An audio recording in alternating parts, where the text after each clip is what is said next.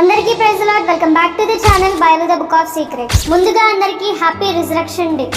అదేంటి ఇవాళ happy Easter అని కదా మీరు చెప్పాల్సింది, హ్యాపీ రిజరక్షన్ డే అంటున్నారేంటి అని అనుకుంటున్నారా? రండి చూద్దాం. హ్యాపీ ఈస్టర్ అని అనకూడదు తెలుసా?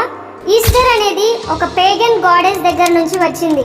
వస్తారా అని. The goddess of fertility. Early Christians లో పేగన్ వాళ్ళని క్రిస్టియానిటీలోనికి అట్రాక్ట్ చేయడానికి ఆ టైంలో ఉన్న చర్చ్ లీడర్స్ పేగన్ కస్టమ్స్ ని రిజరక్షన్ డే లోనికి తీసుకుని వచ్చారు. ద ఎర్లియర్ గాస్పెల్ దగ్గర నుండి దూరం చేయడానికి ఇలా ఈస్టర్ బెన్నీస్ ని, ఈస్టర్ ఎగ్స్ ని తీసుకుని వచ్చారు.